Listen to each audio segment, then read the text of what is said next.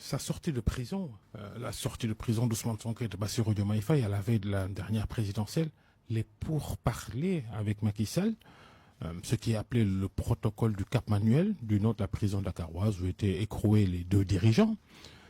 Qu'est-ce qui s'est passé, Maître Bamba Cissé?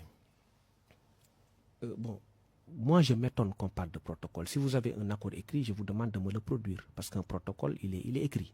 J'ai bien dit ce qui est appelé le protocole jusqu'ici. Donc les différentes parties... si vous n'avez pas de preuve de l'existence de ce protocole... C'est pas à moi de donner la preuve, c'est pour ça que je vous pose la question. Est-ce qu'il y a eu un protocole du Cap Manuel ou pas? Non, vous avez avancé une idée. En droit, on dit que actori incumbit probation. La charge de la preuve incombe à celui qui avance l'idée. Moi, je me demande où se trouve ce protocole-là. Je répète la question si vous voulez. Je répète la question. La sortie de prison d'Ousmane Sonko et de Bassirou Diomaye Faye à la veille de la dernière présidentielle, les pourparlers avec Macky Sall, les négociations, ce qui est appelé le protocole du Cap Manuel, du nom de la prison dakaroise où étaient écroués les deux dirigeants. Qu'est-ce qui s'est passé? C'est le terme protocole que je récuse. Moi, j'étais au cœur. Le droit. Attendez. Ça, c'est pas un terme juridique. C'est pas nous qui l'avons inventé. Quand on parle de protocole, c'est par rapport à un accord de volonté, un écrit. Ce ne sont pas les médias qui l'ont inventé. On a entendu ça parce que simplement, il y a eu par le passé des gens qui se sont compromis en prison et qui ont signé des actes. Il y a eu des protocoles signés. Tout est dit maintenant. Alors, il y a eu des protocoles signés. Tout est dit maintenant. Mais depuis très longtemps, vous parlez de protocole sans me produire un écrit. Or, dans la tradition des protocoles, ce n'est pas en nous entre guillemets, dans la tradition des protocoles, demandez ce document à ceux qui ont avancé. Mais moi, le protocole du Cap Manuel, je ne l'ai pas vu. Quel est le problème? Mais Ousmane Sonko a déjà répondu à la question. Il vous a dit, il y avait le président Bassirou Diomaye Faye qui était là, ainsi que les leaders, que des émissaires lui ont été envoyés. Moi, je les connais tous, parce que j'étais au cœur de l'action. Des gens ont été envoyés à Sonko. Il était au Cap Manuel. Sonko, à partir de ce moment, ne voulait plus de confrontation parce qu'il tenait son plan B. Moi, personnellement, je ne restais pas 48 heures sans le voir. Il se disait aussi qu'il était pour le report de la présidentielle qui pourrait lui permettre de... Si vous me laissez continuer mon raisonnement, je vous démontrerai pourquoi Sonko n'était pas pour le report. Il était pour un plan B. Il a tenté d'y aller, mais lorsqu'il a senti effectivement que ce n'est pas possible, il a émis, en tout cas il a maintenu sa posture de départ qui pour lui était déjà programmée depuis plusieurs mois auparavant, c'est-à-dire placer un homme de confiance comme le président Bassirou Diomaye Faye qui était son plan B. Son idée de ce point de vue n'a jamais varié, il fallait un plan B. Bien que sur le plan de la communication politique, c'est normal que les gens disent oui, pourquoi on n'a pas de plan B, etc. Mais je vous ai dit que l'homme est d'une certaine intelligence politique qui lui permet d'anticiper sur les événements. Vous parlez de protocole de Rebeuss Babacar, du Cap Manuel Babacar. Quel est l'intérêt pour Sonko, à partir du moment où il était sûr de gagner avec son plan B, d'aller vers un protocole? Parce que le Conseil constitutionnel avait déjà fixé les candidats. Moi, quand j'entends les gens parler de protocole, je suis ébahi, je suis éberlué. Parce que moi, je vous l'ai dit, un témoin privilégié de l'histoire. Je ne restais pas 2 jours sans y aller. Et tout m'était raconté.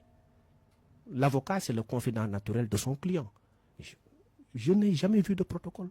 Sonko a répondu à la question. Des gens sont venus. Peut-être que c'est votre niveau d'implication qui ne vous permettait pas. Sonko n'est pas de nature à cacher des choses à son avocat. Sonko n'est pas de nature à... Il est très transparent. Je pense que peut-être que vous ne connaissez pas l'homme, mais pour ceux qui le connaissent, ceux qui lui sont proches le savent. Il est très transparent. Il est d'autant plus transparent qu'il a même dit, publiquement, comme je disais tout à l'heure, que des émissaires lui ont été envoyés pour proposer le report des élections. C'était juste ça. Et il a refusé ce report. Comment peut-on parler de protocole au vu de ce qui se passe aujourd'hui? Mais ça n'a pas de sens. Ce sont des acteurs bien bizarres, ces acteurs-là qui concluent un protocole et qui se chamaillent après. Est-ce que vous avez vu le président Macky Sall s'entendre aujourd'hui avec Sonko, être en intelligence avec lui? Peut-être que l'une ou toutes les parties ont rompu les termes du protocole. Dans quel intérêt? Dans quel intérêt? Je vous explique. Ils lui ont parlé de la loi d'amnistie. Sonko a dit niet par rapport à cette loi d'amnistie. En exigeant que les crimes de sang soient compris, ce qu'il appelle les crimes de sang, soient compris dans la loi d'amnistie. Sinon que Pastef ne la voterait pas. Il a même instruit les députés de Pastef de ne pas voter cette loi. La question avait été posée en plénière au ministre de la Justice d'alors d'ailleurs. PASTEF a voté contre la loi d'amnistie. Comment peut-on, dans ces conditions, continuer à parler de protocole? Le décret de dissolution de la Sénat, lorsque nous avions saisi la Sénat pour lui dire d'opérer son pouvoir de substitution à la DGE et délivrer la fiche de parrainage à Sonko, la Sénat a pris un acte pour se substituer à la DGE et enjoindre celle-ci de délivrer la fiche de parrainage à Sonko. Le président Macky Sall a dissous la Sénat quelques jours après. Des leaders politiques ainsi que... Vous tenez au droit, le mandat de l'ancienne équipe de la Sénat était fini aussi, non? Pour moi, c'est important. Non. Ce que je vous dis, ce sont des faits historiques.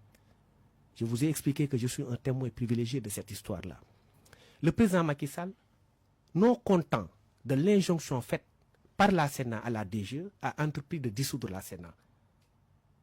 Nous avions attaqué le décret de dissolution. Ousmane Sonko était en tête de ceux-là qui étaient chargés d'attaquer le décret de dissolution. Et moi-même, j'étais signataire de cette requête-là. Avec d'autres leaders qui étaient là. Signataire en tant qu'avocat, bien sûr. Mais après coup, lorsqu'on a senti la menace d'un report, parce que si la Cour suprême avait annulé le décret et restitué à la Sénat ses pouvoirs, il y avait un fort risque de report des élections. Il m'a moi-même chargé d'appeler tous les leaders, d'appeler Aïda Mbouch, Madame Aïda Mbouch, Aminata Touré, de les appeler tous pour leur demander de renoncer à ce recours-là. Comment peut-on dans ces conditions parler de protocole?